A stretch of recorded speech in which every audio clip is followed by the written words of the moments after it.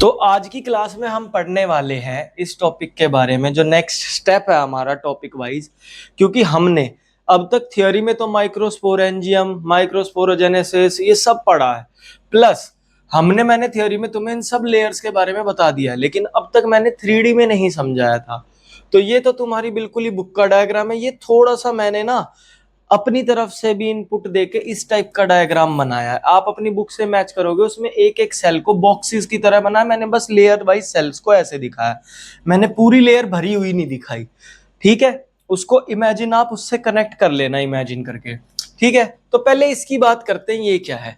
आप लोगों को दिख रहा होगा कि ये काफी सारी लेयर्स हैं, बीच में हर कोने पे एक तो प्रेजेंट है सेल्स कुछ गोल गोल, और फिर बीच में भी एक चीज है। ठीक है, तो अब धीरे धीरे इसके बारे में बात करते हैं।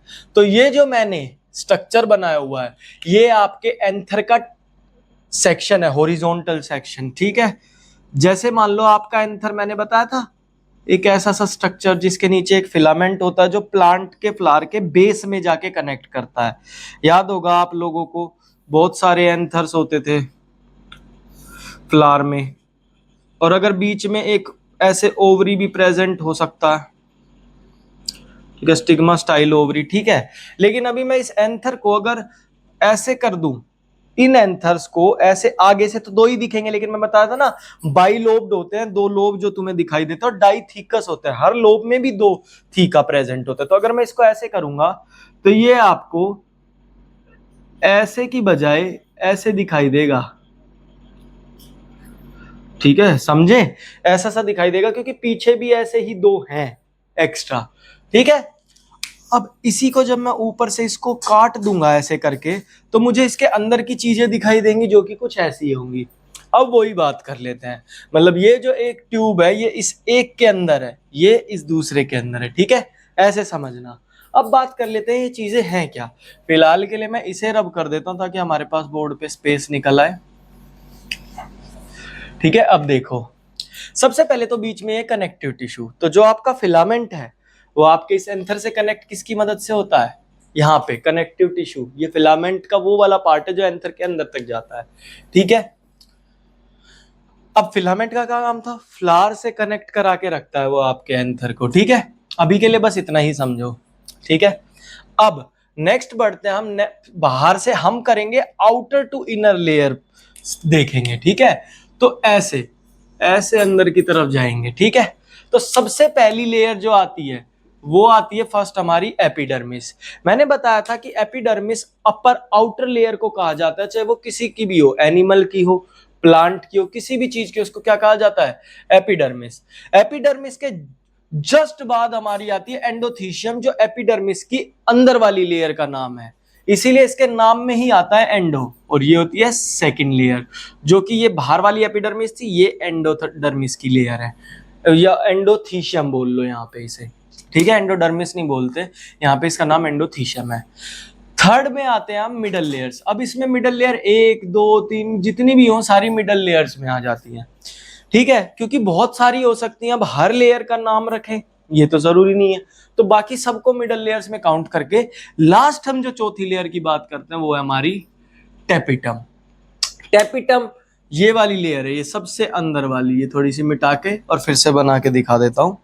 तो ये जो हमारी बिल्कुल इनर लेयर है ना, बिल्कुल अंदर वाली, ये हमारी टेपिटम है, आपको दिख रहा होगा ये वाली लेयर।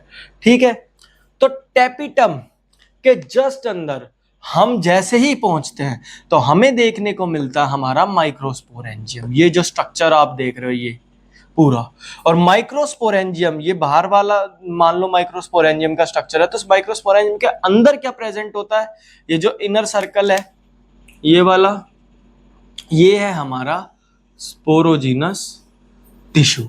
ठीक है, याद है मैंने बताया था कि स्पोरोजीनस टिश्यू जो होता है हमारा यंग एंथर के अंदर, जब माइक्रोस्पोर टेट्राड या माइक्रोस्पोर का फॉर्मेशन नहीं हुआ होता, तो एक स्पोरोजीनस टिश्यू प्रेजेंट होता है जो आगे जाके डेवलप करके अपने आप को मैच्योर करके अपने सेल्स को डिफरेंशिएट करके हमको आगे जाके पीएमसी, पोलन मदर सेल और ये सब देता है। ठीक है, जिससे माइक्रोस्पोर्स बनते हैं। फिर माइक्रोस्पोर किस फॉर्म में प्रेजेंट होते हैं? माइक्रोस्पोर पहले टेट्राड की फॉर्म में प्रेजेंट होते हैं, फिर वो जब अलग हो जाते हैं तो पोलन ग्रेन्स बन जाते हैं। वो नीचे मैंने दिखा भी रखा, दोबारा भी दिखाऊंगा।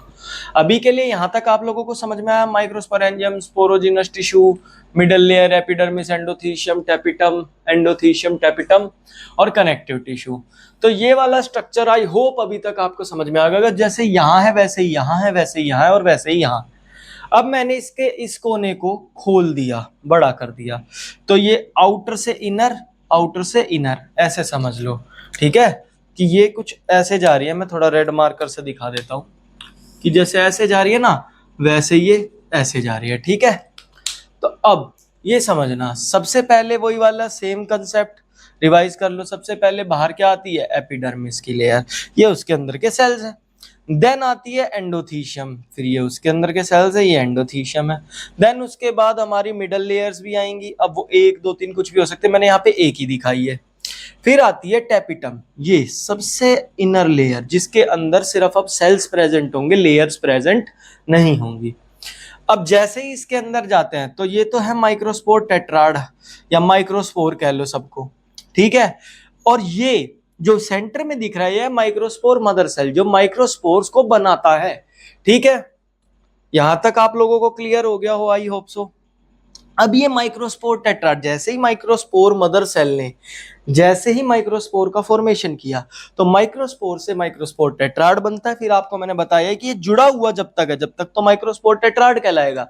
जैसे ही ये अलग हो जाएगा ये पोलन ग्रेन कहलाएगा, फिर ये पोलन ग्रेन्स हो जाएंगे। अब क्योंकि यहाँ पे चारों जुड़े हुए हैं तो अलग होते टाइम भी ये 4 ही बनेंगे। और आपको पता होगा माइक्रोस्पोर अगर मदर सेल है तो इसकी प्लॉइडी क्या होगी? इसकी प्लॉइडी हमारी होगी 2n, ये होगा हमारा डिप्लॉइड, मतलब इसका क्रोमोसोम का सेट नंबर 2 होगा। इसमें एक ही क्रोमोसोम की 2 कॉपीज प्रेजेंट होंगी। यहाँ पे n, half number of chromosome, ठीक है? इसके भी एक एक सेल में हाफ है, लेकिन ओवरऑल ये आपको 4n टाइप का स्ट्रक्चर दिखेगा। लेकिन as a structure proper end वाला प्रोडक्ट देखे तो हैप्लॉइड बन रहा है, तो डिप्लॉइड से हम हैप्लॉइड की तरफ जा रहे हैं।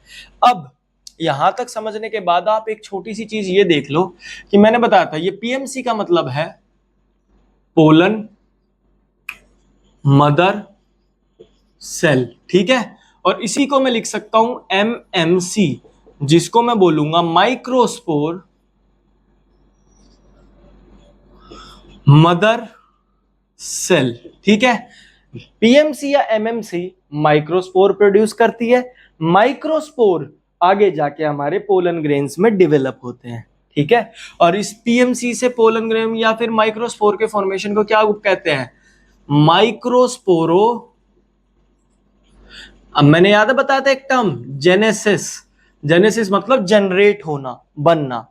तो आई होप ये वाला कंसेप्ट आप सभी लोगों को समझ में आ गया हो। आप चाहो तो ये डायग्राम्स अपनी नोटबुक में बना सकते हो और अच्छे से समझने के लिए ये 3 चीजें मुझे अभी बतानी जरूरी थी एज अ डायग्रामेटिक व्यू।